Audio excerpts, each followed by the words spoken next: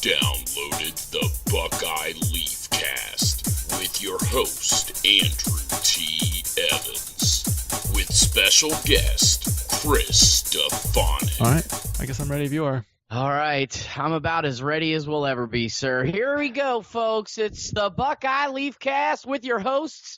I am Andy Evans, and on the other side of the microphone, the one and only, truly enigmatic, charismatic, sometimes pragmatic? Sure, I can be pragmatic. Yeah, all right, we'll go with it for now. He is, of course, the one and only Intergalactic Buckeye Fan himself, Mr. Chris Stefanick. Good day, sir. Good day to you too, sir. Or, Chris, is it really a good day? Because the podcast I thought we might be doing this for, I thought was going to be last week for the Penn State game. Especially with how that Penn State game started. Especially with how that Penn State game started. Instead, it ended with a bang, and the Buckeyes pulled off one of the greatest comebacks in school history, beating the then undefeated second-ranked Nittany Lions 39-38. However, fast forward 1 week later, I thought we'd be having ourselves a grand podcast talking about a big Buckeye win, and instead, we are now doing what I thought we'd be doing last week here right now.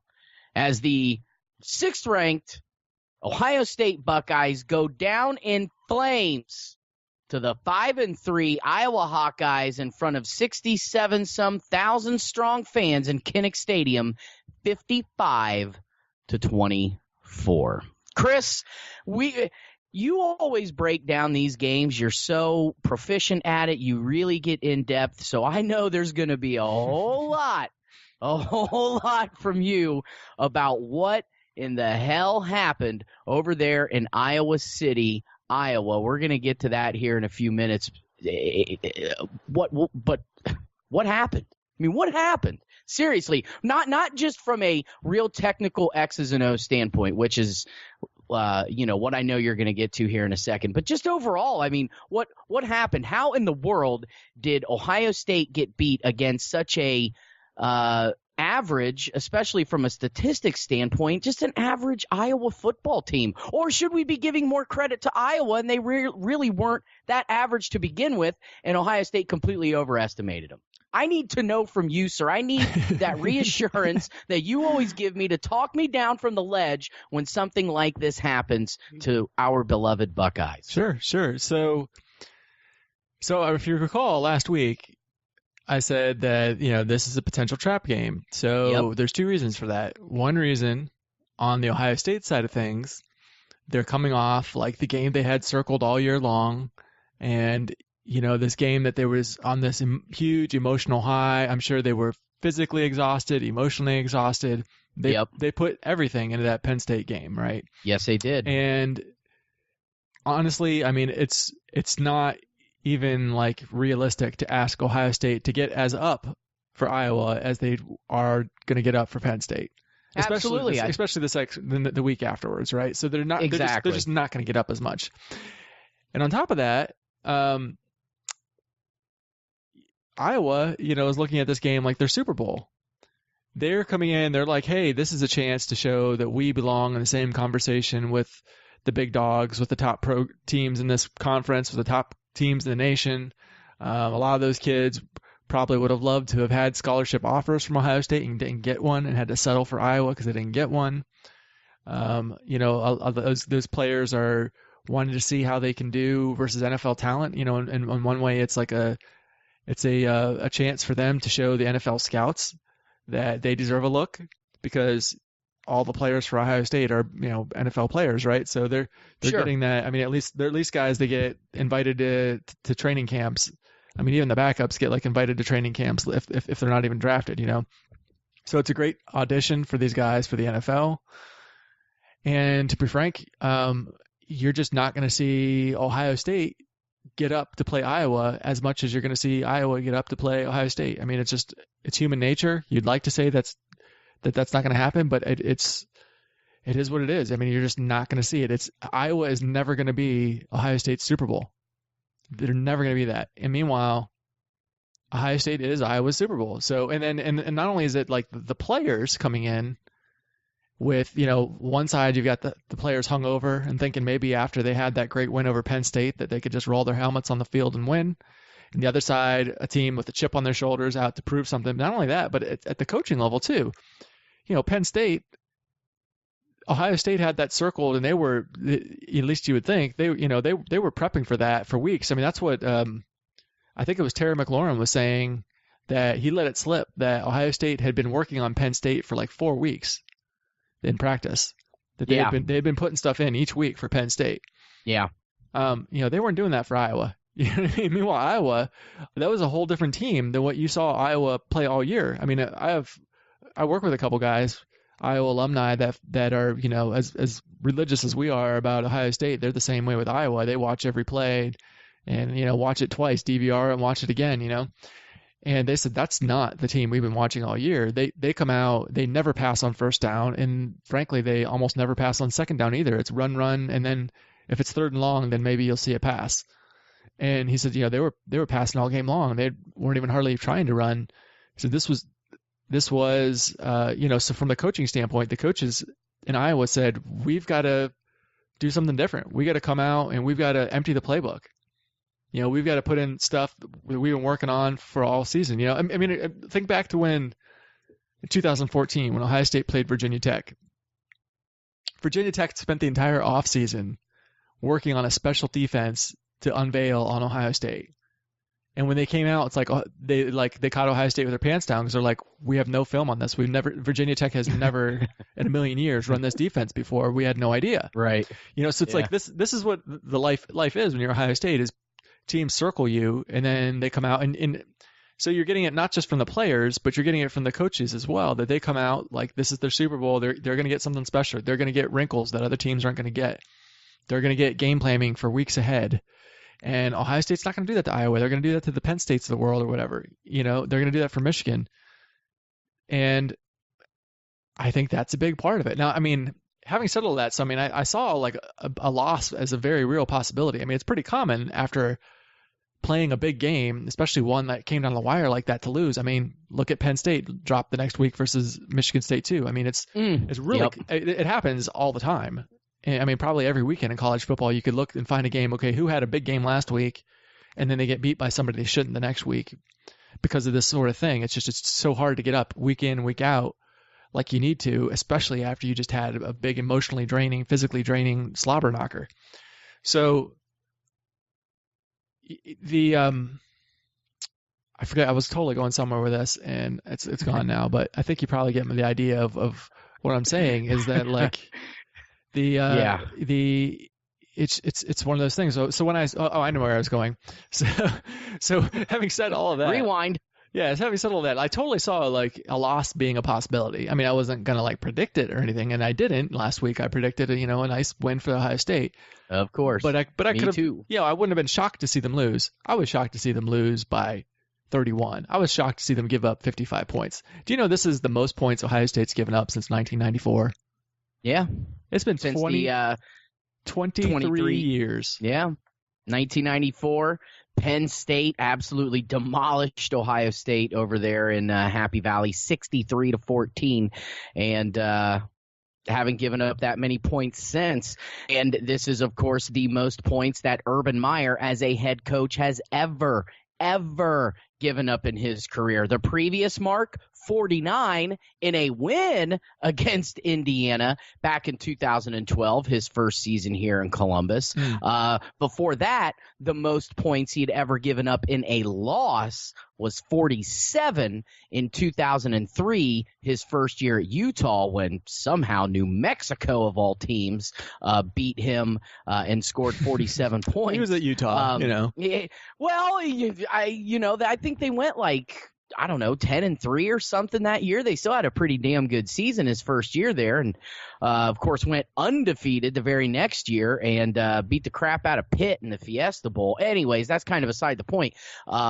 Nonetheless, this was without a doubt, would you say this was Urban's worst loss ever in his career. This 31-point loss did match, of course, what was previously the worst loss deficit-wise in his career, and that was, of course, this past New Year's against Clemson in the Fiesta Bowl. But to you, Chris, was this a worse loss than losing on national TV? I mean, this was, well, I don't know if this was national or not. I think this might have been a regional game. Anyways, a lot of people saw I guess ESPN, that's national TV right there. I'm watching it in North Carolina on ESPN, so I think it's national. I was thinking it was ABC because the ABC affiliate is usually like the regional game, but of course ESPN is ESPN, and that's generally national. So Ohio State once again lost in front of a national TV audience. But was this loss, losing to a 5-3 Iowa team, was that worse than losing in the first round of the college football playoff and doing it in virtually the same fashion? At least Ohio State scored some points in this loss. But what do you think? Because some people are, and I've talked to, are saying, well, I would rather lose to Iowa than get blown out in a national playoff semifinal. I'd rather get that kind of loss out of the way to at least another Big Ten team rather than in a chance to play a national championship.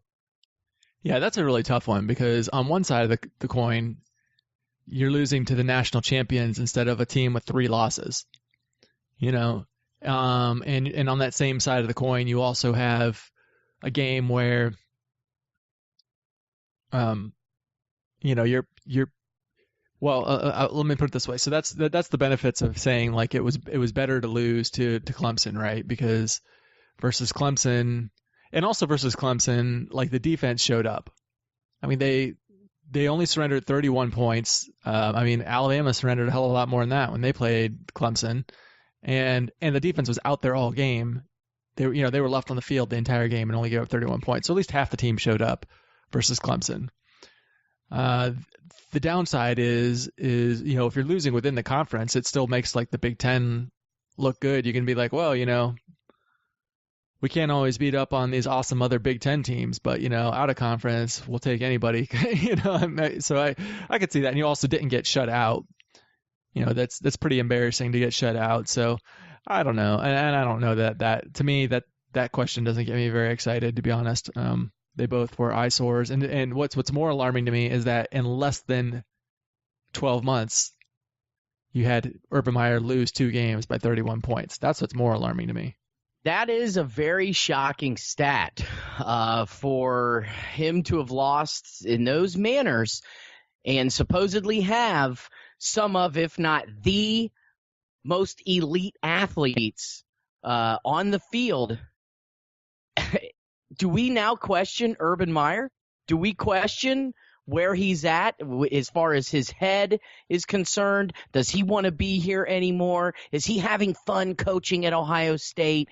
Or has this just become too much of a job, if you will? Not to say that it wasn't all, like that important of a job before, but, you got to be able to go out and have some fun, especially when you're playing a game. And is Urban Meyer now, should we start questioning a little bit where he's at? And is he the right fit for Ohio State? I've had some people talk to me about that, and I said, you're out of your friggin' mind if you honestly believe that. But, still, there are people out there that are thinking that way. So what's your take on it? So what I would say to that is, boy, if you don't like Urban Meyer, you're really not going to like the next guy. Exactly. Because, exactly. Who are they going to get? Exactly. You want to see if you can get Tom Herman away from Texas? No. No. I don't know. First of all, I don't know that he could do it. Second of all, that's an upgrade. Okay. I guess doesn't look like it to me, but maybe it would be, but I doubt it. Who are you gonna get? There's like, if you can get Nick Saban or I guess Belichick, and I'm like, who are you going to get, Well, let me tell you what, you're not going to pull Nick Saban away from Alabama to basically make a lateral move. Yeah, Hell, why would he do that? Right now, Ohio State's probably a downgrade from coaching at Alabama for what Nick Saban's done. Can you see Alabama losing by 31 to Iowa? No. So No. There you go. Yeah.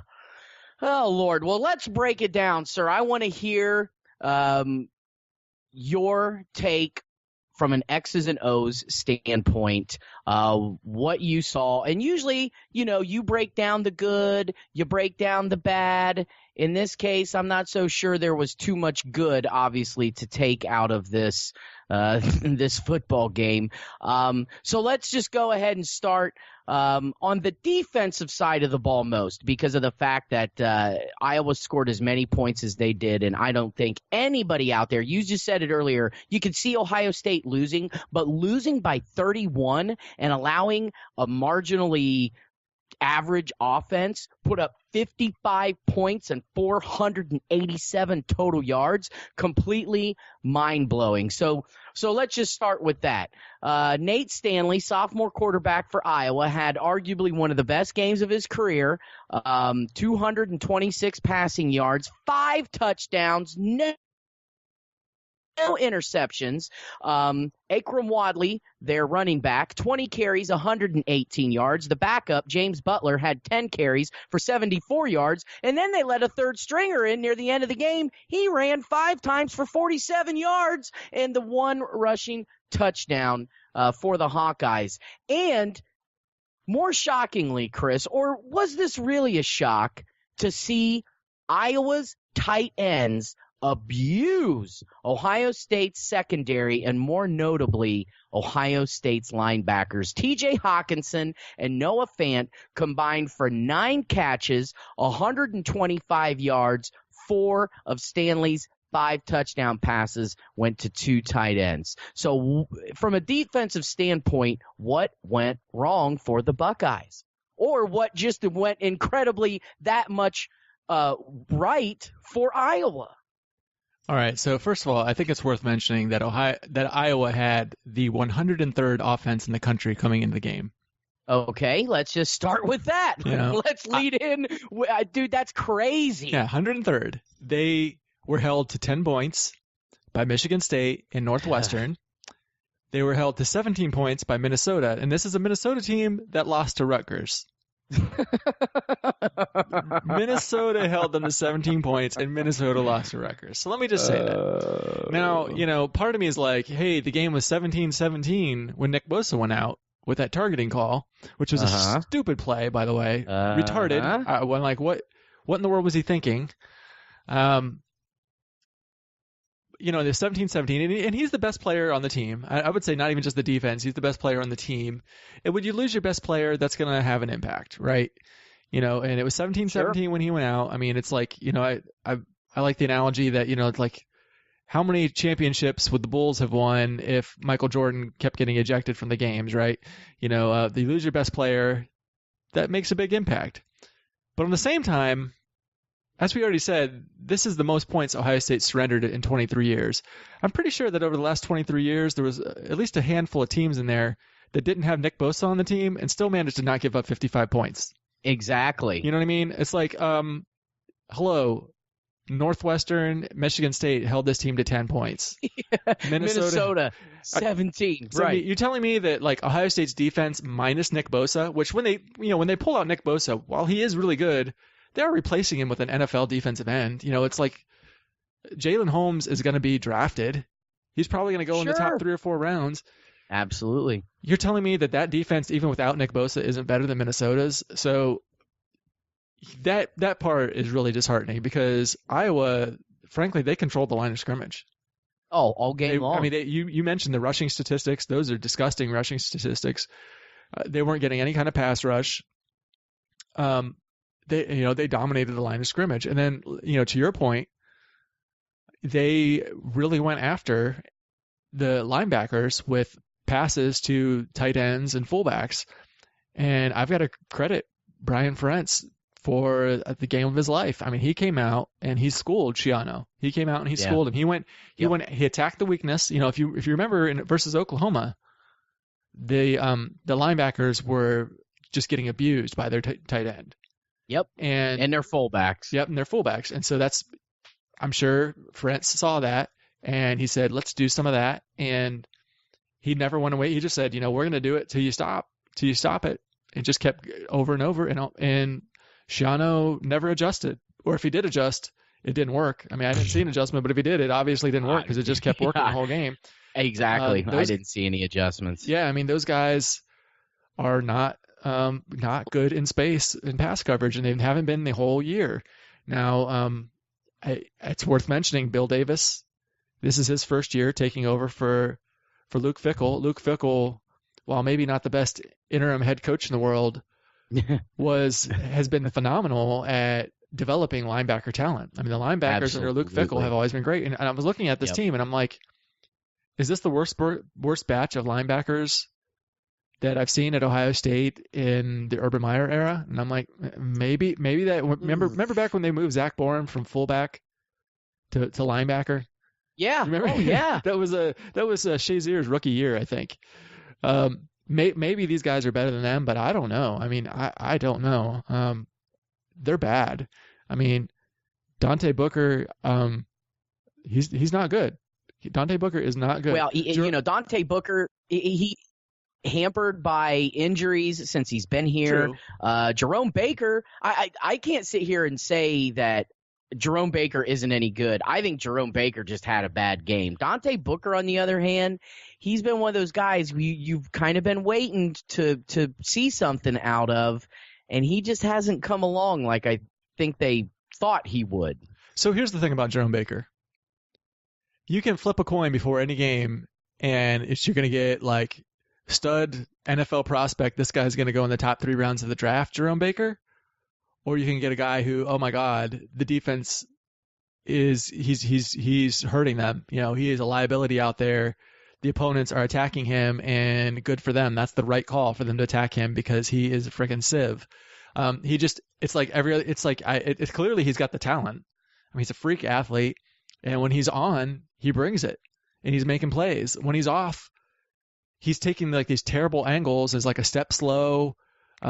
Should have the angle but takes the wrong one, and the guy gets right by him. I mean, that happened a few times on Saturday where he should have had the angle and he just didn't get he took the wrong angle.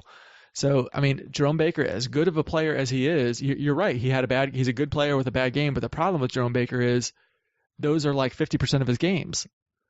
I'm like, Jesus, dude, can you get a little consistency here? Does he have one eye on playing on Sundays? He is in his 3rd year. I don't know. I don't know what the problem is, but he is not consistent at all. And, like I said, Luke Fickell's gone. Bill Davis is in there. I think it's worth mentioning that, Bill Davis has never coached at the collegiate level before this year. My big thing about when they hired Bill Davis was, is he going to do all right recruiting? My understanding is that he's doing all right recruiting because that's the big difference between college and the NFL, you would think, is recruiting. But on the other side is by the time a linebacker gets drafted to the NFL, he's already pretty well developed. He's pretty well polished.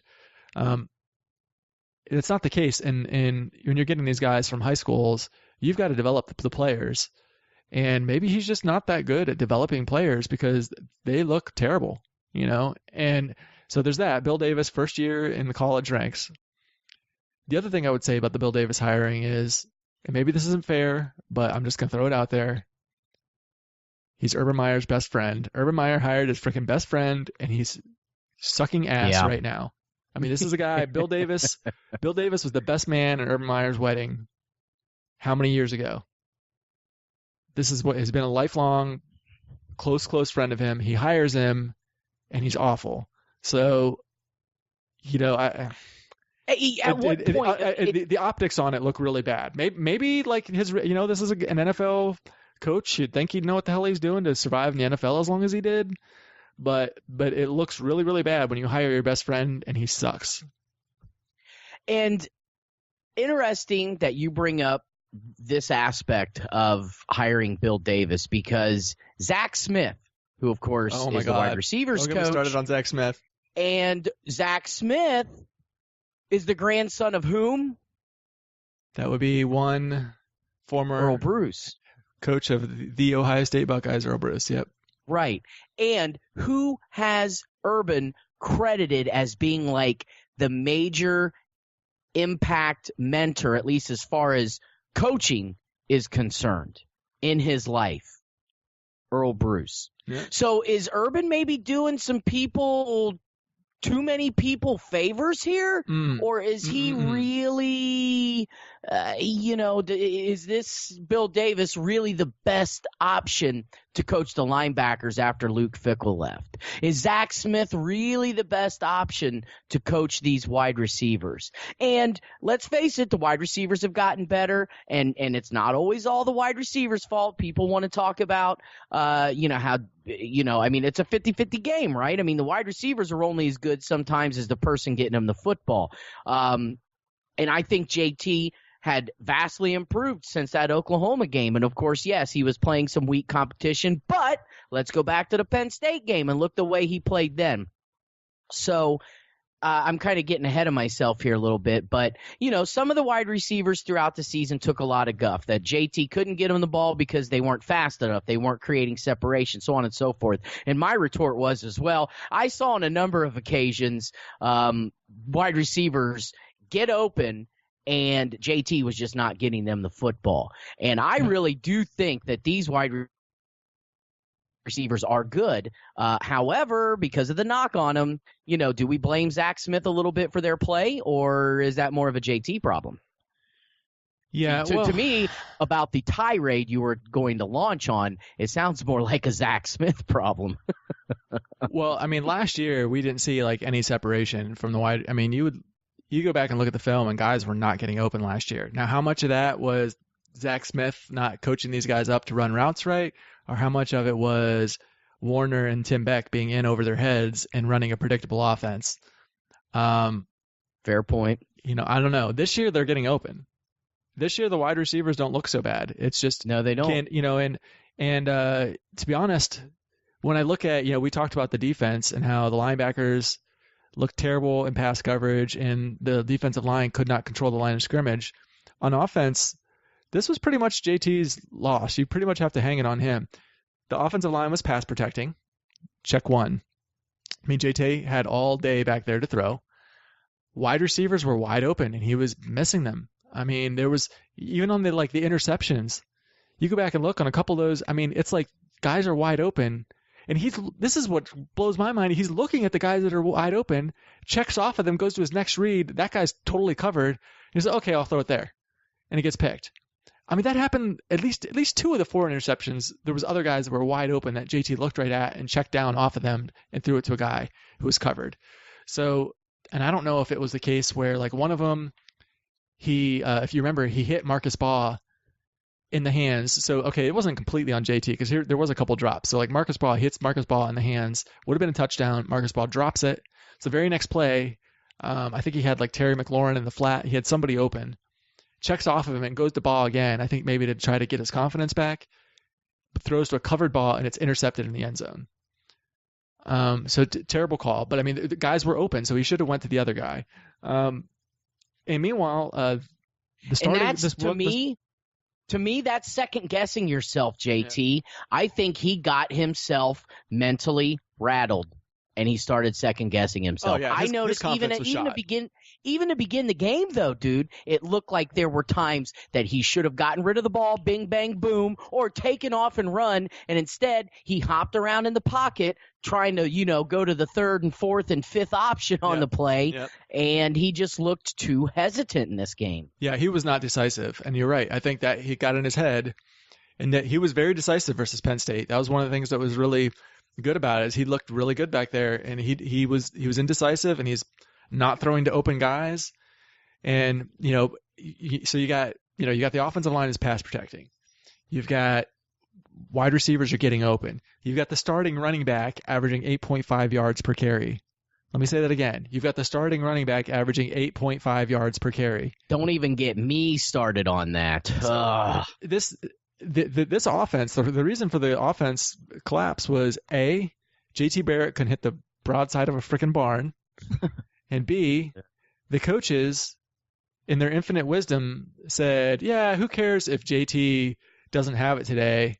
We're just going to keep going to him, and who cares if our running back, our star running back, is amazing. I know other coaches would, on a day when their starting quarterback doesn't have it, would feed their star running back, on a day, especially where the star running back is getting 8.5 yards per carry. But no, we're not going to do that. We're going to just keep going to the guy who can't hit the broadside of a barn. So, it's I put it on the coaches for not doing something different. I would have just fed JK till Iowa stopped it. I mean, if he's getting 8.5 yards a carry, why? Ezekiel Elliott had 30 carry games. Why? Oh yeah. Why can't Absolutely. JK? Okay, so here, let me ask you a question. Can you tell me what is the common thread among the last 5 losses for Ohio State? So we're talking Iowa and Oklahoma this year.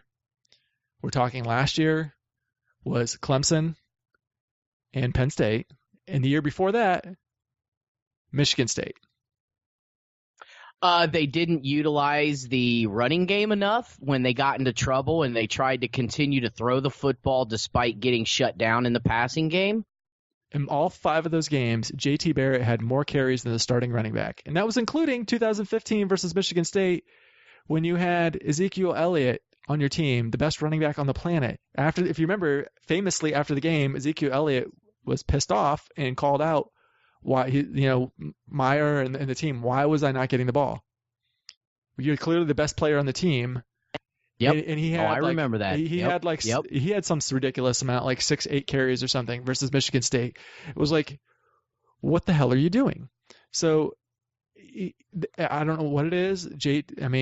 They asked Urban, I don't know if you saw the press conference from today. We're recording this on a Monday for those of you who are not aware, November 6th. So, yes, normally we do this on Sunday, but today we're a day late. So Urban, we got the benefit is we got to see Urban's press conference on Monday, which is usually a little more enlightening than the one that happens after the game on Saturday. Right. Urban's had a chance to look at the film, so he can give us a little more.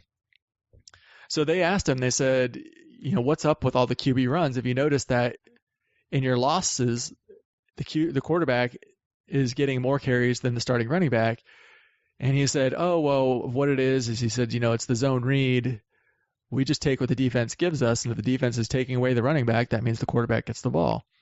And my response is, okay, well then, if you're playing the game the way the defense wants you to play it, maybe you're doing something wrong. Maybe if you're letting the defense dictate to you what it is you're going to do, you're doing something wrong. How about you just say, you know what, we're not going to do the zone read then. We're just going to pitch the frickin' ball to JK. We're just going to hand it off to him.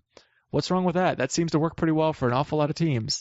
Didn't seem to have any issues for Iowa running the ball all over Ohio State's vaunted defense by not doing zone reads, by just giving the Wadley the ball. Give JK the friggin' ball.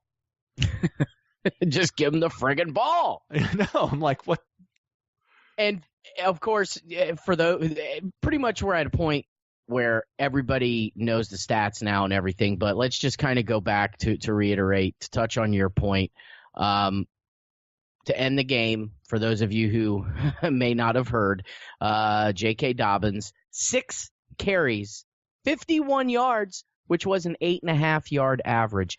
Chris, 4 of those carries and 47 of those yards came on Ohio State's third offensive drive of the game. I'm sorry, let me see. Well, technically the 4th offensive drive, because the first one was JT Barrett throwing a 30-yard pick 6. But after that, that would have been wait, let me see. This I'm sorry, it was the 3rd offensive drive of the game, including JT Barrett's game opening pick 6.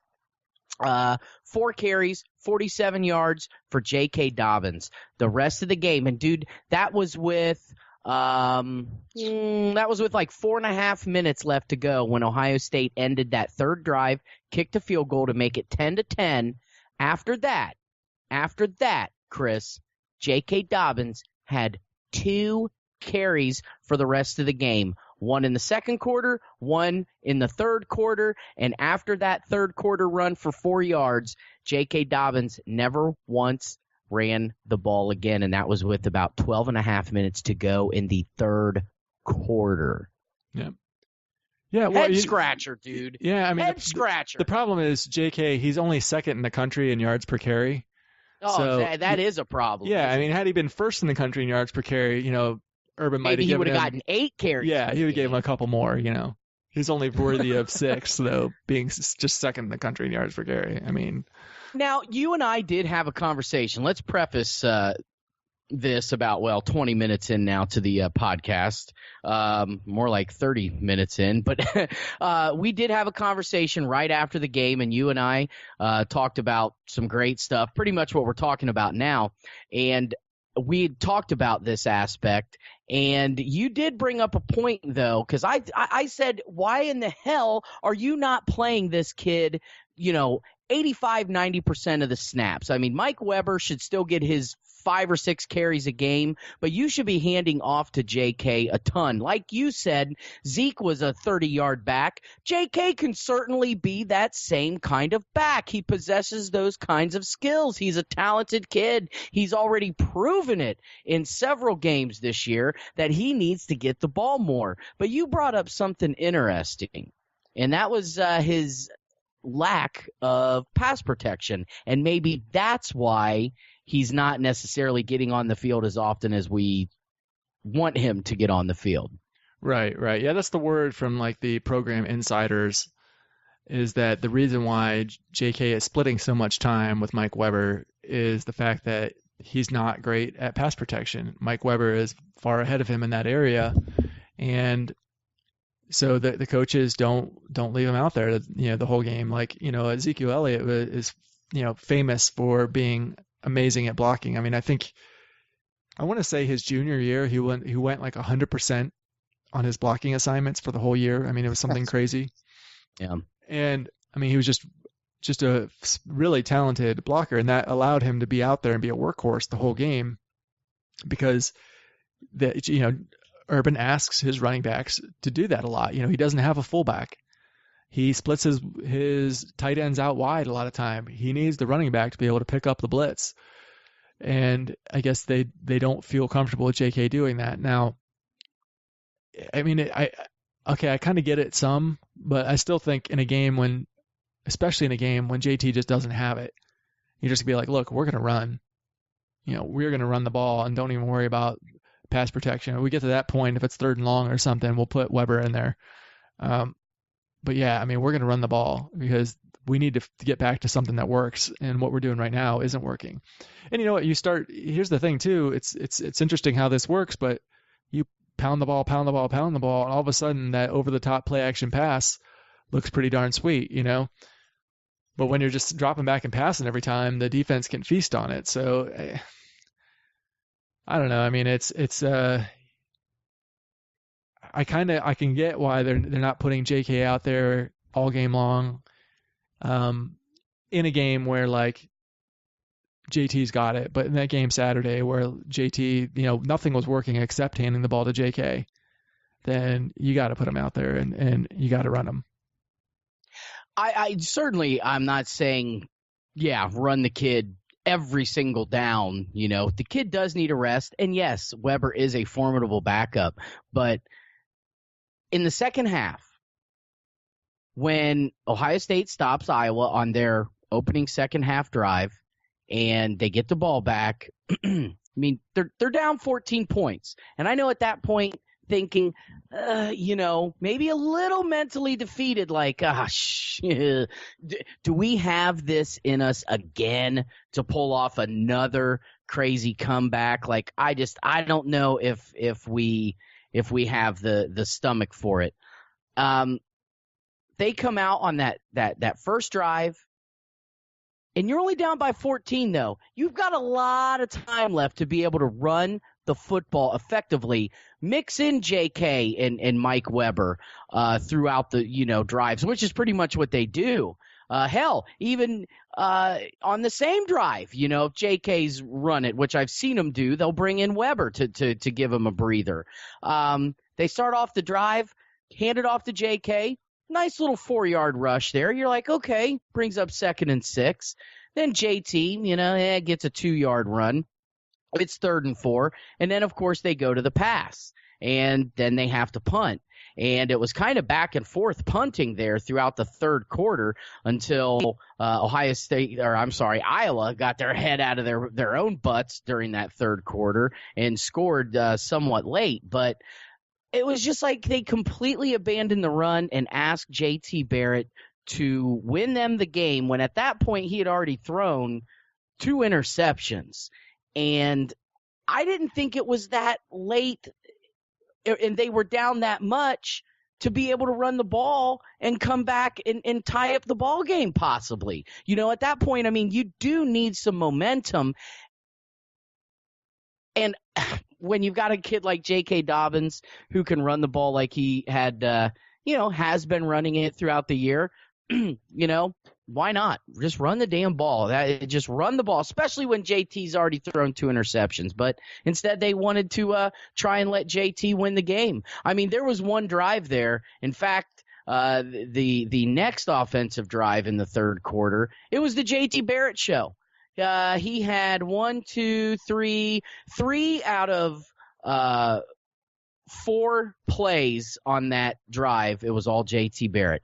JT Barrett rush, which was called back because of a hold. Then he had another run for 10 yards, completed a pass to Johnny Dixon for 5 yards, and then they called JT another run up the middle. Now, I'm sure, though, that some of those runs were read options. And, of course, at that point, JT did a great job on some of those read options of pulling the ball back and, running the ball, keeping it, and gaining positive yards rather than giving it off to Dobbins, because it did seem like that Iowa defense really was keying on Dobbins. So a lot of those read options, he had to tuck it and run himself.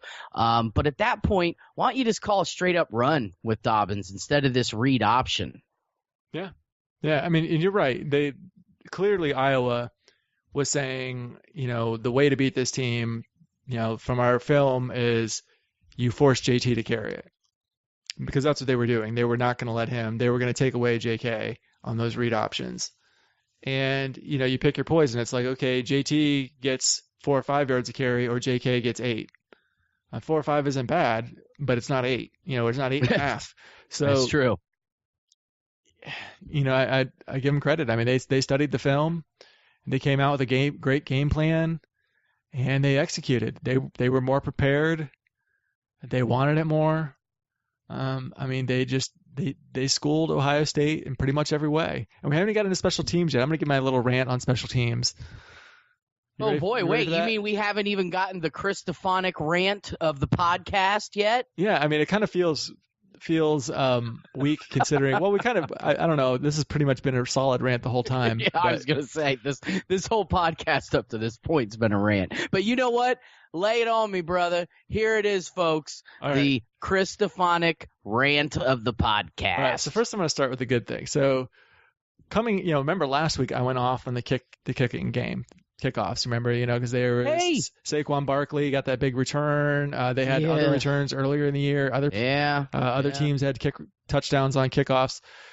Ohio State came into the game at 127th in the country in kick return average surrendered. Really? 127th. Really? They came in 100. There's only 129 teams in Division I. Yeah, I mean that's pretty pathetic. And then they were 122nd in touchbacks. So they just never, like I was saying, like, if you're going to give up that bad of a kicking average, just kick it out of the back of the end zone. Well, they're 122nd in touchbacks, so they're not doing that either. So they had Blake Hobble back in there on kickoffs, which he's been in there, he's been out, he's been out. He was not in there last week, but this week he was back in, and he did pretty good. So I'd say he did. Yeah, I mean, they had several.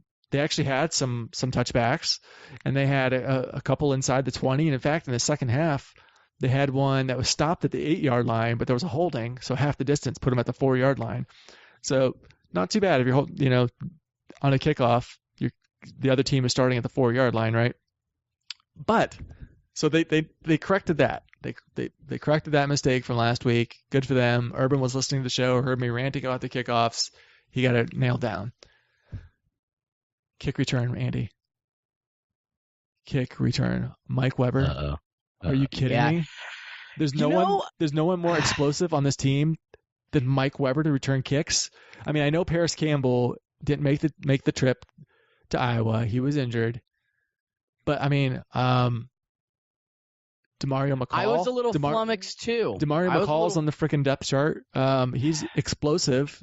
I don't think Demario McCall is quite up to where he should be. I think that he's got that lingering, nagging groin injury going on, and he just doesn't have it right now. Or else, yes, if anybody, he should be back there returning punts and kicks. All right, well, how about KJ Hill? KJ Hill's back there on punts. He's listed on the depth chart as a kick returner as well, as being somebody who can get in there.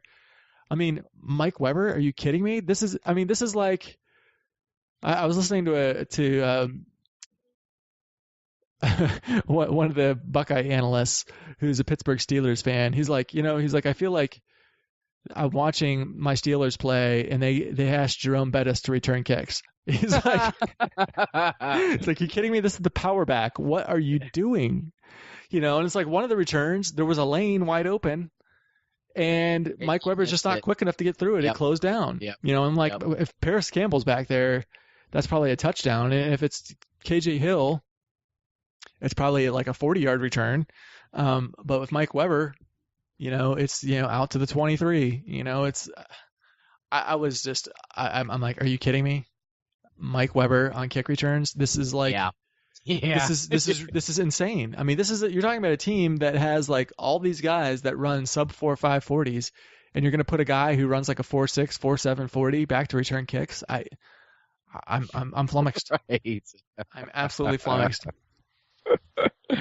I did. When I saw him return the kick, at first I was kind of like, okay, well, that might work out. And then as the game wore on, and of course, Ohio State fielded, 37 kickoffs because the amount of points that Iowa scored, I'm like, no, this was the wrong decision to make. Yeah, that's no, Mike Weber, not the guy. He's not my guy here to be returning kicks.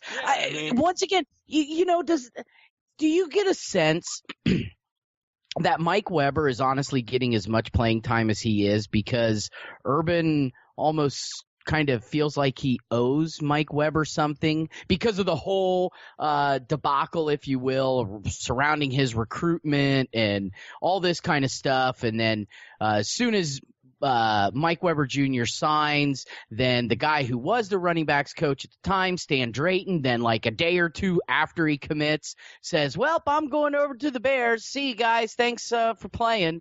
And then they pull in Tony Alford from Notre Dame. You know what I'm saying? It was a big to-do. I don't want to say scandal or fiasco, but certainly there were rumors out there that Mike Weber was pissed off after that happened, and he felt cheated and he felt deceived by Urban Meyer. And do you kind of get this sense that he's playing Weber as often as he is because he kind of feels bad in a way for the kid and is like, I feel like I kind of owe you something. And so it was almost like he was putting Weber, and I honestly thought when I saw Weber out there fielding kicks, I was like, oh, well, this might mean that he's putting Weber in on kickoffs because he's going to be running JK about 25, 30 times this game. All right. Yes. Like, I got excited because I thought this meant that he was giving Weber an opportunity to play because he was going to be showcasing JK more in the running game. And, of course, that was not the case.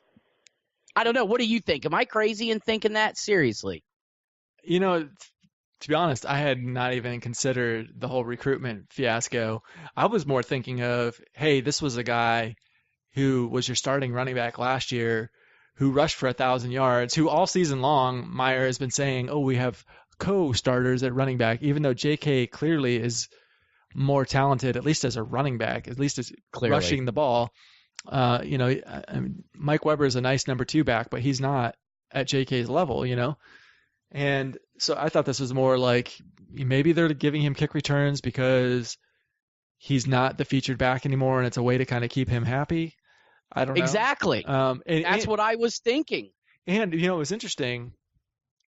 In the press conference today, Urban, for the first time, said that JK was the starter and Mike Weber was the backup. He's always said co-starters all year long. And today, I remember did a double take when he said it. I'm like, oh my God, he actually just said JK is the starter, because I think the question was something like, why is JK not getting all these carries? Is it like because you're splitting carries between him and Mike? And he was like, no, JK is the starter and he needs to get more carries. I was like, oh, okay, so that's good. But yeah, I it's taken up to this point in the season for him to finally kind of come out and say that and or realize that. Or, you know what? Hey, Urban, proof is in the pudding. I heard all week long leading up to the game that I monitor these guys very closely, and I pay attention to their attitudes, and if they're bringing themselves out in practice, why, they're not going to play, and that's the last thing we need is something like that to go to happen here. I mean, that would be like an atomic bomb going off and blah, blah, blah, and all this stuff. Well, guess what, dude? I am going to sit here and say wholeheartedly 100% this team was hungover. They were emotionally and physically beat up and drained. And once they got behind to Iowa, especially the fact that it was on the road, it was lights out after that. I don't think this team had the mental and physical energy to put up another comeback. I do. And whether or not he saw that or not, I'm sorry, but I don't think these guys were as ready to play against Iowa in Kinnick Stadium like he was saying all week long. So my point being is that, Meyer, if you're going to say it, and you're going to say that J.K. Dobbins is the starter and Mike Weber is the backup, then I want to see J.K.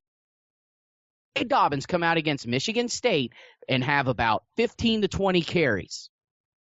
That's what I want to see. Back up what you have to say. Don't just say it, and then come Michigan State, JK gets 6 or 7 carries and has like 50 to 60 yards, and yet Mike Weber comes out and has, 5 or 6 carries, and he's the return specialist, and he's the one coming out on all these passing plays and stuff, and it seems like it's still a 50-50 kind of split. I hear you, man. I hear you. So there's my rant. Yeah, 20 carries is not crazy even. It's like I said, Zeke had games where he had 30 carries, so I don't know. Are we at the point of the podcast where we can move on and now just start making fun of Brett Bielema and losing to Coastal Carolina? Because I'm freaking ready to pull my hair out. Bert! Well, we can always make fun of Bert regardless of what point we're in the podcast. God, has he got to be regretting leaving Wisconsin? What in the world was he thinking? Dude, there had to have been some behind-the-scenes goings-on there between he and Barry Alvarez for him to just jump ship like that and go down to Arkansas. I can't figure it out. Yeah, I've got a machine rolling here that puts me in the Big Ten Conference title game every freaking year, or I can go to a doormat program in the SEC. Yeah, let's do that. Dude, things had to have been that bad or something. Look at what happened to Gary Anderson. He was there for 2 years after Bert, and he split off to Oregon State. Yeah. Took like a side, a lateral move, and everyone was kind of scratching their heads like, okay, you were only here for a couple years and you're already leaving? That's kind of weird. Yeah. But I guess you'd rather just lose to Coastal Carolina, Yeah, folks, yeah.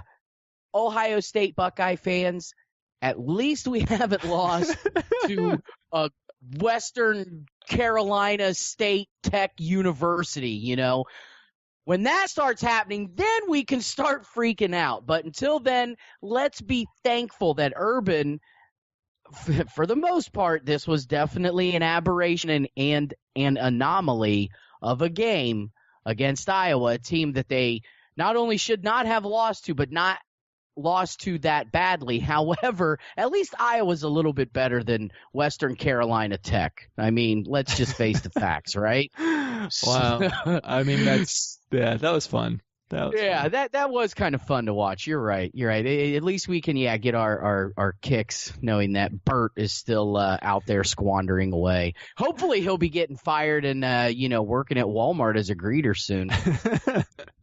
We can only hope and wish, right, Chris? And that'll conclude part 1 of the Buckeye Leaf Cast. Be sure to check out Chris and I's Michigan State preview coming up on Wednesday.